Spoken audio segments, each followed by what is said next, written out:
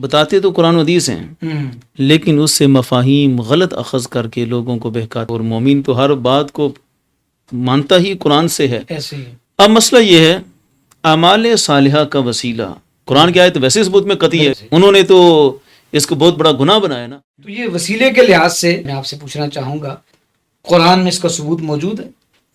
بسم اللہ الرحمن الرحیم، صلی اللہ علی حبیبہ محمد ووالدہ وعمہ وآلہ وسلم۔ دیکھیں آج جس موضوع کا آپ نے انتخاب کیا، یقیناً یہ اہل سنت کی اور امت کی بڑی اہم ضرورت ہے یہ موضوع، کیونکہ بہت سے لوگ جب دوسرے لوگوں کی باتیں سنتے ہیں تو حدیث میں تو ہے کہ وہ قرآن و حدیث بار بار پڑھ پڑھ کے لوگوں کو بتاتے تو قرآن و حدیث ہیں لیکن اس سے مفاہیم غلط اخذ کر کے لوگوں کو بہکاتے ہیں کہ اللہ ڈائریکٹ بھی سن سکتا ہے، وسیلے کی کیا ضرورت ہے، یعنی عقلی ڈکوسلے بہت زیادہ ہیں ان کے ہاں۔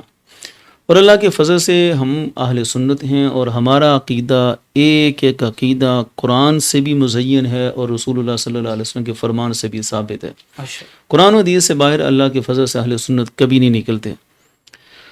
سب سے پہلی بات جو قرآن سے وسیلے کا ثبوت جو آپ نے پوچھی، تو ہم بات ہی قرآن سے شروع کریں گے، اور مومن تو ہر بات کو مانتا ہی قرآن سے ہے۔ اول تو قرآن ہی سب سے بڑا ماخذ ہے ہمارا۔ سبحان اللہ۔ تو قرآن مجید کے اندر جو حکم ہے یا ایھا الذین آمنوا اتقوا اللہ وابتغوا الیہ الوسیلہ، اے ایمان والو اللہ سے ڈرو اور اس تک پہنچنے کے لیے وسیلہ تلاش کرو۔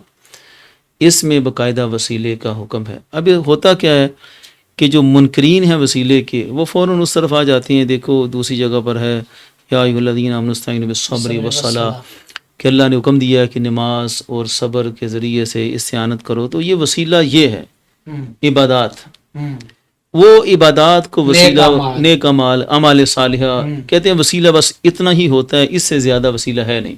حدیثوں میں بھی ذکر ہے، حدیث غار میں جو 3 بندوں کا ذکر ہے، ایک نے اپنے والدین کے ساتھ اس نے سلوک کا وسیلہ پیش کیا، دوسرے نے اپنے نفس کے ساتھ جو جہاد کیا، خواہش سے روکا، اس کا وسیلہ پیش کیا، تیسرے نے جو ایک اجیر کے ساتھ احسان کیا تھا تو اس نے ایک عمل کا وسیلہ پیش کیا۔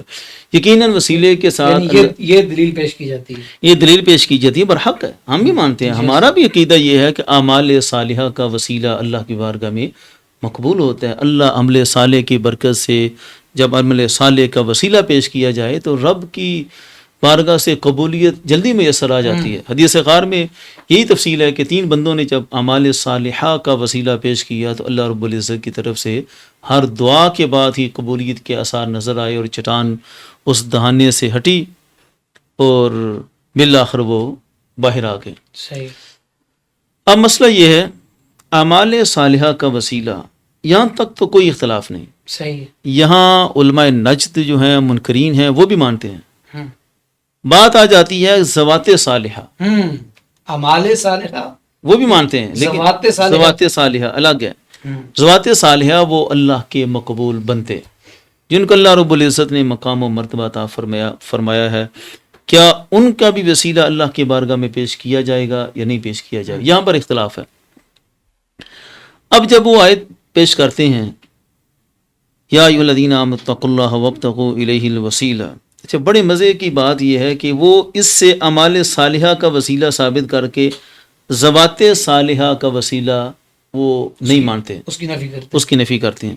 اب سوال یہ ہے کہ آیت میں تو کسی کا بھی ذکر نہیں ہے کہ کس کا ہے کس کا نہیں ہے۔ الوسیلہ مطلق ہے، اور علماء اس کو سمجھتے ہیں کہ المطلق یجری علی اطلاقہ، مطلق اپنے مطلق پر ہی جاری رہتا ہے۔ اس کے اندر الوسیلہ میں جتنے وسیلے ہیں سارے شامل ہیں۔ یہ تو نہیں ہے کہ ذوات کی نفی ہے اور اعمال کا ثبوت ہے، یعنی اعمال صالحہ بھی شامل ہے، اعمال صالحہ بھی شامل ہے، ذوات صالحہ بھی شامل ہے۔ ٹھیک ہے، دیگر مقامات پر دوسرا ذکر ہے، لیکن یہ کوئی قانون تو نہیں ہے کہ ایک چیز کا ذکر دوسرے کی نفی کو مستلزم ہو۔